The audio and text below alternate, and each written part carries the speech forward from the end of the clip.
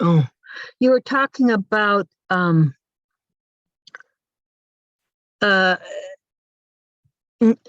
long-term nerve pain can cause bronchial spasms. Yes. Can it also cause solar plexus and diaphragm spasms? Diaphragm spasm, yeah. It can cause diaphragm, solar plexus, meaning like abdominal muscles or in the back or?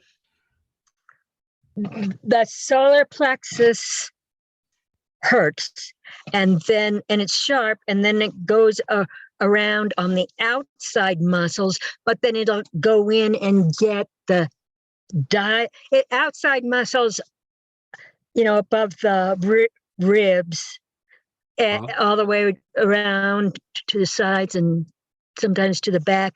And then the solar plexus is spasming, and then the diaphragm spasms, and then the sphincters to the stomach and duodenal go into spasm, and I can't hold down food. And you're having some pain on the ribs themselves or in between the ribs? It's like a real sharp, real heavy band from the solar plexus right below the breastbone around the muscles above the ribs around to the back, and then the diaphragm and the diaphragm, the solar plexus goes into spasm and the diaphragm does, and then it can go into the. Yeah, so it can cause that, but I suspect with what you're describing,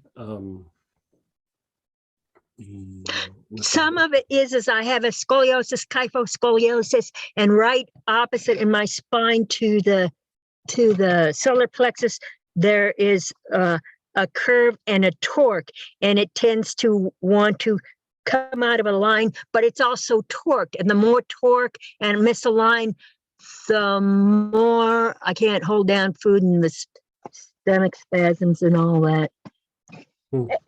And it's from what the osteopath and the network chiropractor said is that it's old. It's from a birth injury, that it's caused the spinal curvature, and it will take a long while to correct the structural damage it's caused and the neuromuscular fascial stuff.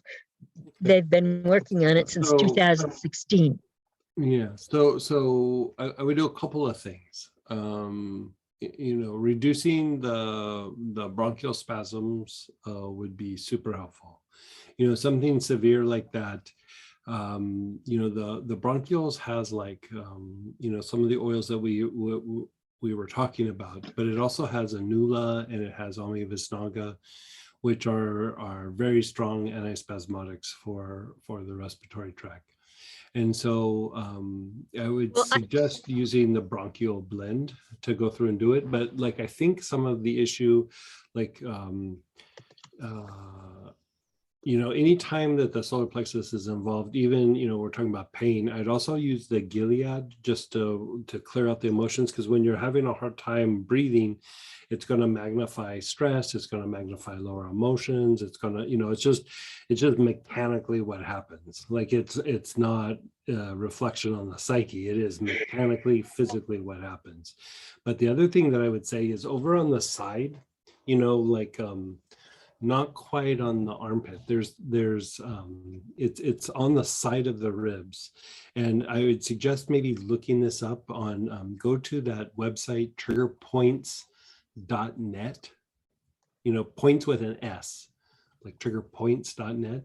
And the muscle that I'd like you to look up is the serratus anterior, like the anterior serratus. And it's this little muscle that kind of has like these little fingers that it's like on the front side of the scapula, like the shoulder blade, but it's on the side.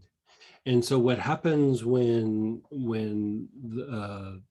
that muscle really gets tight is it doesn't allow the rib cage to expand, right? Like it doesn't allow the rib cage, like when you go through and you go, your chest kind of, your rib cage elevates and your chest kind of expands, and then you expel and it kind of comes back down. When those muscles have trigger points or they're really super tight, like you inhale, but there's no expansion. So it's just like it kind of goes up and then it just stops. And so you have like a shortness of breath that causes that. And it can cause like spasms in the rib cage, pain down into the solar plexus area. But a lot of times it will cause like a band to go around the body. Or if it's just one side, sometimes people will complain of, how like when you're running and you get that stitch in your side. You can get like that stitch in your side, and you can actually even get it on both sides. And so even when you get that stitch in the side, the annula actually will loosen that muscle up, sometimes just by itself, just by inhaling the annula. It would take a while. It's not like it's going to be instant, but the bronchioles already has it in it. And so I would just work that. But I would put things that are antispasmodic over on the side. You could start with basil or marjoram. You could put, I would probably go more towards the peppers, like go to like a black pepper or pink pepper or pepper supreme. And like I'd put it on me, like several drops, and then rub it in that area where you know that anterior serratus is. And do both sides, because I suspect that you probably have it on both sides. And that will almost like make space for the diaphragm to open up more, and it makes it easier for then the bronchioles to come out of spasm as well. It could have happened many years ago. It could be because of the structural misalignments that you have. It could be from excessive coughing. It could be from, body posture when you are, having to like hike or do something, or at a desk for long periods of time. There's all kinds of reasons why it could happen. The issue is that it's there. And so that muscle is one of the skeletal muscles that aids in respiration. And so if it's malfunctioning, then your body's ability to move the rib cage up and down, like when you're breathing, is compromised. And so then it just causes a whole chain reaction. And a little bit later, it will hit some of the really deep muscles in the neck, and it will actually start to cause paradoxical breathing, where your breath gets flipped. And so, like if you like see my hands, and if I can bend my fingers and touch them on the top of my palms like that, you see how like they're like that? Yeah. Like that's okay. The neck is okay at that point. But if your hands kind of bend like this and you can't quite make them touch, without bending them forward or whatever, then even that muscle deep in your neck is compromised. And still the bronchioles will unwind it, but I would start just unwinding the rib cage, and like, do the serratus anterior, and, do the diaphragm, and even some of the muscles in the neck. Just start hitting everything neck, around the sides of the rib cage, and then the diaphragm itself. Yeah. Okay. The birth injury torqued the atlas and the C1 that caused the spinal curvature. That is what they're telling me. One of the things that you could add to it, I don't know if you did the class for regeneration of the immune system, but that digestive calm, remember that body tonic? Shake it up and rub it on your abdomen every night. Because the thing is that will help to relax the psoas, and it will help to relax the diaphragm as well. And so I would just keep rotating all this stuff. Yeah.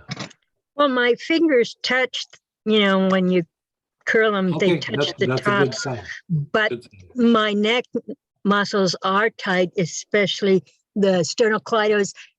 especially on the left side. I've got a mild left side spastic paralysis that they're having a hard time getting it to release. So like, it's kind of a confusing situation, and Yeah.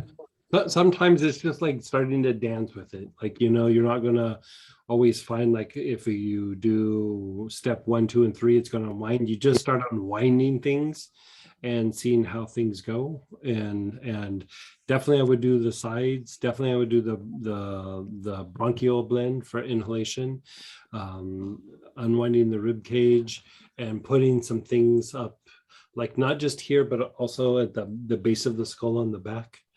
Just start unwinding the neck, just start unwinding all of that. yeah. The other problem I have with the long, slow, deep breaths, it makes it worse. So like by the end of Saturday's classes, I'm losing automatic breathing. It's forced, and the I spasm suspect that's deepens. the stuff on the side. Yeah. The serratus. Yeah. That thing can be a booger. Like, it will cause like pseudo, like liver pain. It can cause all kinds of things down into the abdominal cavity. Causes that band. It causes a stitch in the side. Throws off the breath. And it's not even that big of a muscle. That's the ironic thing. Yeah. So I think we have time for one more. Yeah, go ahead, Barbara.